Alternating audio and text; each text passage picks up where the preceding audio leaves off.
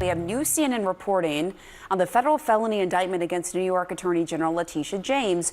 Two sources are telling us that Attorney General Pam Bondi was caught off guard by the indictment. Let's go live now to CNN senior White House correspondent Kristen Holmes. What are you learning from your sources, Kristen?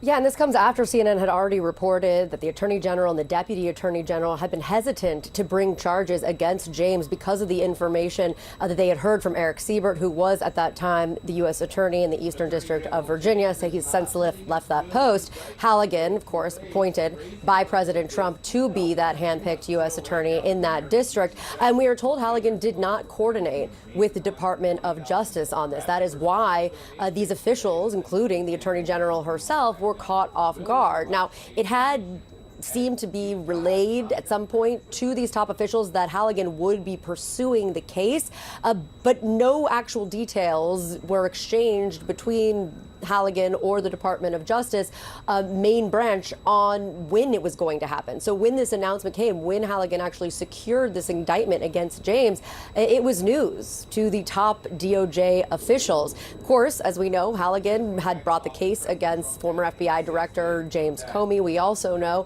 that she had really been tasked with bringing these cases against his political rivals. So the fact that she didn't coordinate is very stunning. This is usually something with a case this big, particularly when there's a close affiliation with the White House and what we've heard from President Trump. The fact that they didn't coordinate is really something, Pamela. Yeah, and I wonder if there's any indication from the sources you talked to if it had anything to do with that Truth Social post where President Trump called on Pam Bondi to prosecute Letitia James, Adam Schiff, and James Comey. Yeah, and obviously, as we've been reporting today, that was intended to be a private message to the Attorney General. But I do also want to remind you of something that my colleague Evan Perez and I reported after James Comey had been indicted, which was that Lindsay Halligan and the team there on the ground did not have support or help from the Department of Justice for that case either, that Halligan had been briefed. She had never even presented in front of a grand jury before.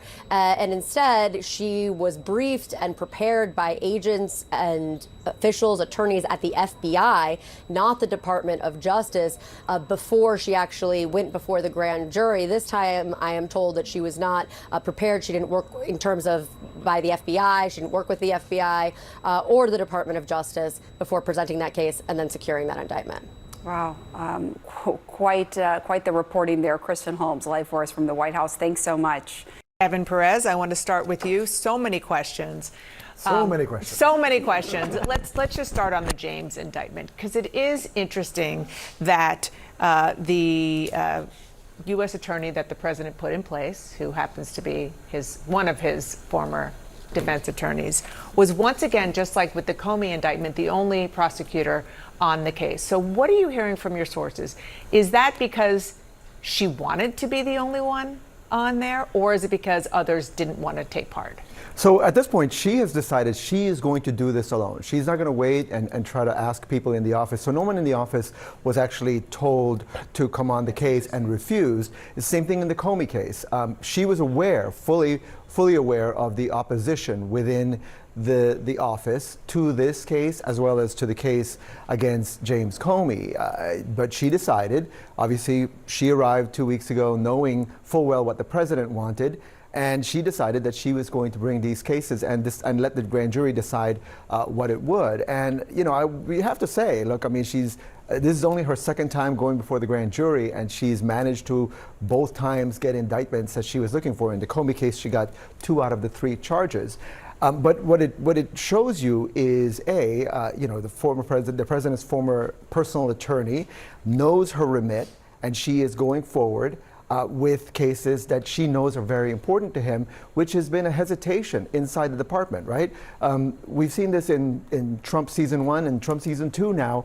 It's a hesitation in the department because this is shattering the norms. It's shattering the norms. We've never seen a president openly tell the department what he wanted to do against his political enemies. There's always been that sort of unspoken thing where the Justice Department is supposed to act independently, partly because what you want is the public to have confidence that these cases are being brought not for political reasons, but because of the merit and the facts and the law. Now, the man who the president initially wanted for this job, for the U.S. Attorney's role, A Trump supporter. a Trump supporter. Well, yes, I was actually going to bring up somebody different. Ed Martin. Oh. He tweeted out, who's a huge loyalist to the president. He's now in the Justice Department doing January 6th cleanup. He put on Truth Social the following: promises made, promises kept. So if we didn't have that very lengthy post from the president himself, this is just, tells us what's happening. This underscores that. And that's just 2 days after he showed a photo of himself with Lindsay Halligan, who is that attorney that we were talking about. Right. And he also tweeted another one an eagle flying over Brooklyn or New York, a very clear indication of what he knew was about to happen, right? And look, I mean, I think Ed Martin and Lindsay Halligan are showing how this new Justice Department works. They have direct relationships with the president. They can pick up the phone and talk to the president anytime they want. In previous Justice Departments, including in the first Trump administration, there was a separation. That only the Attorney General, Deputy Attorney General, very limited ways that they could communicate with the White House. That norm has been shattered, and everyone is basically like, we don't care what your norms are. This is how it's done now, and we don't really care what people's perception of it is. They're going to go forward. I should say, though, this case against Letitia James, this is a paperwork case. These cases are traditionally, pretty simple for prosecutors to bring and to be able to get a jury to buy into. So she does have a problem here because it is the paperwork. Right, she does. I mean, to your point about the difference between season 1 and season 2, it is one of the biggest frustrations of President Trump from his first term in office was Jeff Sessions and how he did not take control of the Justice Department. When you talk to the president's top advisors, that is the thing Even that he Bill wanted Barr, to change. too. For sure, Yeah. for sure. During the whole first term, and Bill Barr was loyal, but just not loyal enough. But this is an entirely different ballgame. So that is what the president is. That's what he wanted. That's what he's getting. And it also is obviously sending a message to a handful of others that those indictments are likely to come next. We can almost list through people who you'll be covering coming up. Yes, exactly. And David, our colleague Elena Train matched some reporting from friend of the show, Josh Dawsey, over at the Wall Street Journal, which, just going back to that lengthy Truth Social post that the president put out there on September 20th, several weeks ago, that it will live in infamy, where he said, Pam, I have reviewed 30 statements, and that this is the one in which he talks specifically about Comey, about Adam Schiff, about Letitia James. And so what Elena is now reporting as well is that that wasn't meant to be public. That was supposed to be a direct message. A lot to unpack with that as well. First of all, this is how the president communicates privately with his attorney general.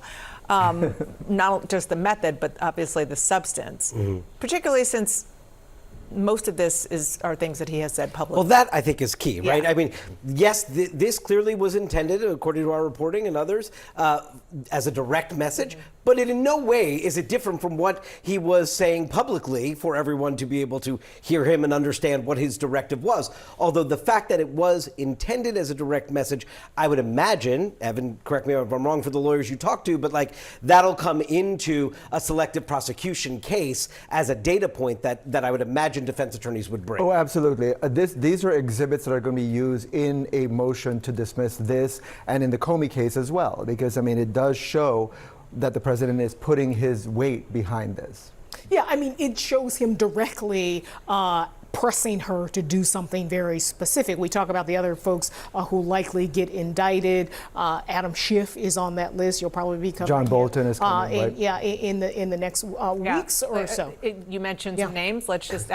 Yeah, these are the folks. And listen, this is something that Donald Trump campaigned on. He talked very openly about him being the people's retribution, and his second term has ended up being one that's essentially a revenge tour where he is breaking these norms, where the Justice Department are essentially operating as his own lawyers and going after people that he wants to go after. David, One of the many reasons I love having you on the show is I get to pull the curtain back for our viewers, and they can hear some of the very smart things you tell us all behind the scenes, and connecting all the dots and putting this in perspective. So, Well, I mean, to me, I think this is just a fear for the country, because Donald Trump is not always going to be president, right? And somebody else will be president. My big concern is if you rip the blindfold off of justice the way it is intended to be, and we get into a cycle of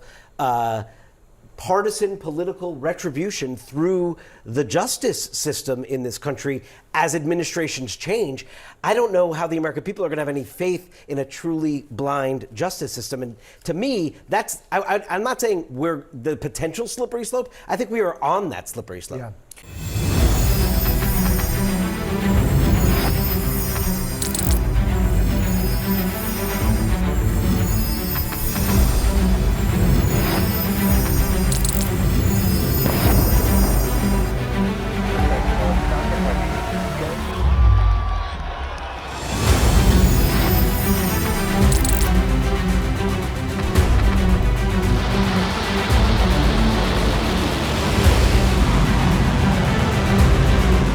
Been fighting so long and so hard that they don't know what the they're doing.